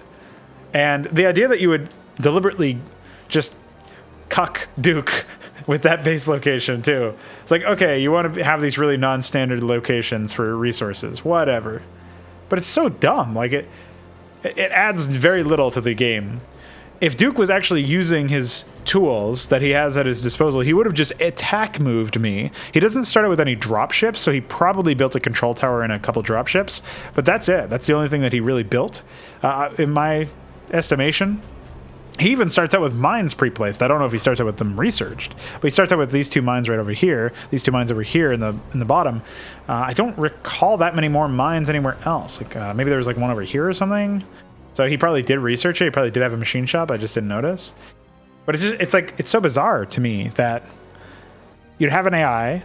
He starts out with all this stuff. He's got a stranglehold on this player. Like, this player should have been an AI ally that gets subjugated and turned into an enemy if you don't do anything about it. And you could either choose to rescue them directly by, like, covering their asses and making it so that they don't get subjugated in that way, like build that subjugation into a mechanic or something, and then just start you off with a base and say, you know, yeah, Kerrigan's reconned the area for us. She found the pathway to the enemy base. Make it so it's not an island, maybe. Something like that. That would have left you with a much stronger impression. Like, the map makers were delivering on the fantasy of rescuing this beleaguered oppressed freedom fighter / regime group or whatever, like, you know, this paramilitary group over here, or just these, like, I don't know if they're just farmers or something. I don't know what the fuck they are, but like, it would have given this map a lot more identity than just, oh yeah, it's that map that you need to build dropships in.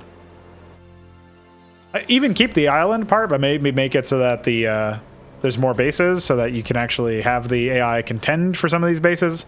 There's so much you could have done that you didn't do that makes it feel so bad at the end of the day. And the AI barely contended us. They attacked us with 4 fire bats. I mean, come on. That's what they attacked us with, is 4 fire bats. I mean, I like Ahmed, but that's not even 3 fire bats. You should be ashamed of yourselves. Suppose that'll do it for now. Thanks for joining me for this first episode of the Starcraft campaign playthrough. I'll try to bang out the last half of the Rebel Yell campaign in the next video, and hopefully we can do these relatively regularly. Once the whole series is done, I hope that you'll have a newfound appreciation for what StarCraft could have been, and maybe some ideas for where to go for your own project should you want to develop one. I also hope that you'll fight against the Star Edit Crusader idea that you can make work the limited tools that you have if you don't use SCM draft and modding and all this other stuff to give yourself a better leg up on not only the competition, but just less, shall we say, compromises when dealing with trying to translate your vision into a playable product. You can't do that with the default tools that Blizzard left you. Blizzard themselves didn't even do it with the default tools that they left you, as evidenced by all the terrain bugs, for example, but also by the fact that they have, like, cutscenes and so on and so forth. And I guess that's that, really. That's all I have to say for now. So we'll talk probably a bit more about balance as the tech tree becomes a little bit more crystallized, a little bit more accessible. As right now we have an embarrassment as for a tech tree where we had to win the map with only Marines.